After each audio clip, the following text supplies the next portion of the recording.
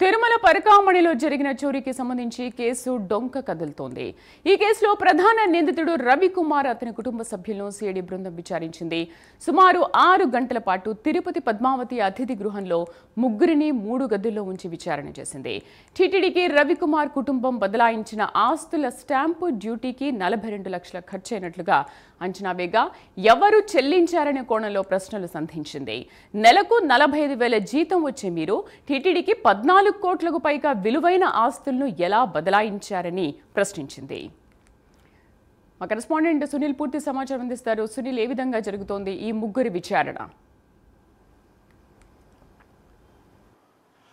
Right Sridevi, మొత్తం మీద ఏదైతే సిఐడి విచారణ, ఏదైతే పరకామణి చోరీ కేసుకు సంబంధించి సిఐడి విచారణ తీగలు లాగితే డొంక బయటపడుతున్న పరిస్థితి అయితే ఇక్కడ కనపడుతుంది. అంటే ప్రధానంగా చూసుకున్నట్లయితే గతంలో ఏదైతే ఈ పరకామణి చోరీ కేసుకు సంబంధించినటువంటి నిందితుడు రవికుమార్ని ఇప్పటికే సిఐడి విచారించింది. అంటే కేవలం రవికుమార్నే కాదు, ఆయన భార్య, ఆయన కుమార్తె ముగ్గురిని ఒక్కొక్కరిని ఒక్కొక్క రూమ్లో ఉంచి సుమారు 6 గంటల పాటు వారిని విచారించిన పరిస్థితి అయితే ఉంది. అంటే 2 రోజులుగా విచారిస్తున్నప్పటికీ ప్రధానంగా రవికుమార్ని ప్రత్యేకంగా 2 రోజుల పాటు విచారించిన పరిస్థితి ఉంది.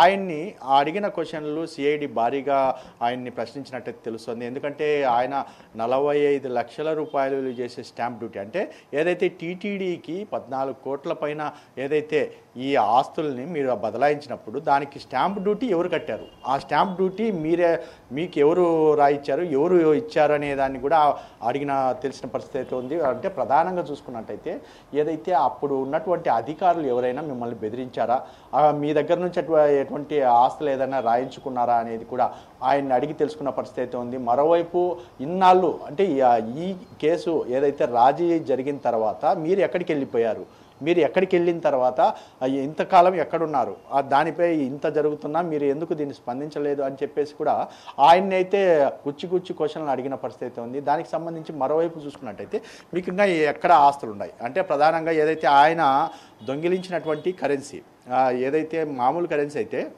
ఇండియన్ కరెన్సీ అయితే ఏమీ మార్చుకోవాల్సిన అవసరం ఉండదు. కానీ విదేశీ కరెన్సీని మార్చుకోవాలంటే ఎవరి ద్వారా మీరు మార్చుకున్నారు, ఎవరు మీకు ఈ సాయం చేశారనే దాన్ని కూడా ఏదైతే సిఐడి మరీ అడిగి తెలుసుకున్న పరిస్థితి అయితే ఉంది. దానికి కొన్ని దానికి సంబంధించి చూసుకున్నట్లయితే రవికుమారు కొన్ని మర్చిపోయాను, నాకు గుర్తు లేదు అని చెప్పి ఆ సమాధానాలు కూడా దాటవేసినట్టయితే తెలుస్తుంది. ఎందుకంటే ఏదైతే సిఐడి అడుగుతున్న క్వశ్చన్లు చూసుకున్నట్టయితే మీకు ఎక్కడెక్కడ ఆస్తులు ఉన్నాయి అంటే ప్రధానంగా చూసుకున్నట్టయితే ఆయన తిరుపతిలోనే సుమారు ఎన్నో ఆస్తులు ఉన్న పరిస్థితి అయితే ఉందని చెప్పొచ్చు. ఎందుకంటే కేటీ రోడ్లో ఉన్నటువంటి ఆయన భవంతి కావచ్చు, మరోవైపు అదే హరే కృష్ణ రోడ్లో ఉన్నటువంటి ఒక బిల్డింగ్ కావచ్చు, మరోవైపు తిరుపతి చుట్టుపక్కల ఉన్నటువంటి స్థలాలు, ఈ స్థలాలన్నీ ఎవరి పేరు మీద ఉన్నాయి, ఎవరికి ఎప్పుడు బదలాయించారు అనే దాన్ని కూడా ఏదైతే ఈ సిఐడి విచారణలో తెలిసిన పరిస్థితి అయితే ఉంది. దానికి సంబంధించి కూడా పూర్తిగా వివరాలు రాబట్టారు. మరికొన్ని రోజుల్లో పూర్తి స్థాయిలో నివేదిక అందించే అవకాశం ఉంది.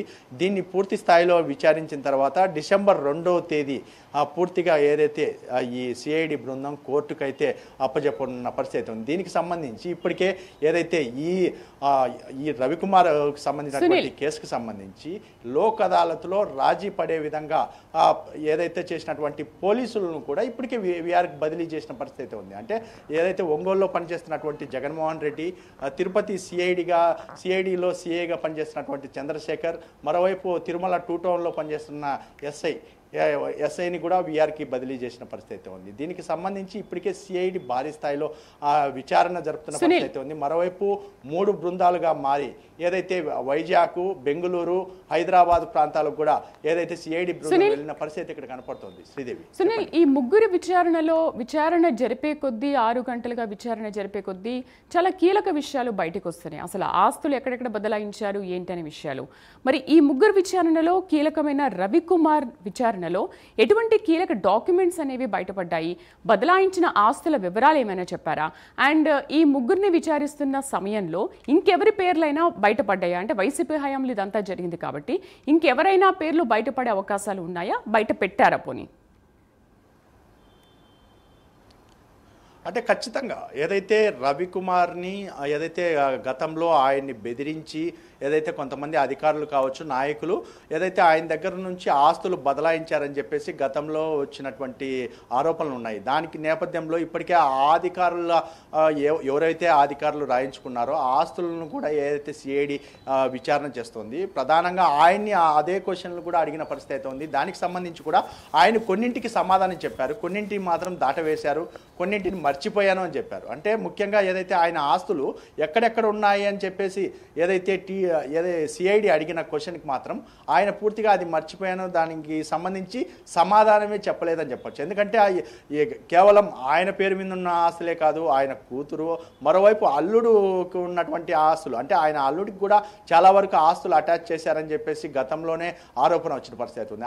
అతని అల్లునికి సంబంధించిన ఆస్తులు ఇప్పటికీ ఇంకా సిఐడి ఎటువంటి విచారణ చేస్తుందో తెలియని పరిస్థితి ఇక్కడ కనపడుతుంది. ఎందుకంటే వైజాగ్లో ఏదైతే ఈ అల్లునికి సంబంధించినటువంటి ఆస్తులు ఉన్నాయని చెప్పేసి ఇప్పటికే చాలా వరకు తెలిసిన పరిస్థితి అయితే ఉంది. మరోవైపు సుమారు 4 ప్రధాన నగరాలు, అంటే వైజాగ్, ఇటు బెంగళూరు, చెన్నై, హైదరాబాదు, ఈ 4 ప్రధాన నగరాల్లో ఏదైతే ఈ ఆస్తులు ఉన్నట్లు ఇప్పటికే గుర్తించారు. దానికి సంబంధించి కూడా ఏదైతే సిఐడి బృందం ప్రత్యేకంగా ఏర్పాటు చేసిన వాళ్ళు పూర్తిగా విచారిస్తున్నారు. మరోవైపు తిరుపతి ఏసీబీ వాళ్ళు కూడా గతంలో వాళ్ళు విచారించినటువంటి కేసుకు సంబంధించినటువంటి ఆధారాలు పూర్తిగా ఇప్పటికే సిఐడికి అప్పచెప్పిన పరిస్థితి అయితే ఉంది. ఎందుకంటే ఆయన గతంలో ఎన్నో ఎకరాల స్థలాలు కూడా ఎవరెవరికి బదలాయించారు, ఎవరికి అమ్మారు, అతని దగ్గర ఉన్నటువంటి జయచంద్రారెడ్డి అనే వ్యక్తి, అంటే అతని దగ్గర పనిచేసినటువంటి ఒక బ్రోకరు, అతని కింద చాలా వరకు ఆస్తులు అతని హయాంలోనే నడిచాయి. ఎందుకంటే అతను ఏ విధంగా వేరే వాళ్ళకు బదలాయించారు అనే దాన్ని కూడా సిఐడి ఆరాధిస్తున్నట్టు తెలుస్తుంది. ముఖ్యంగా ఇప్పటికే విజిలెన్స్ అధికారులు, అంటే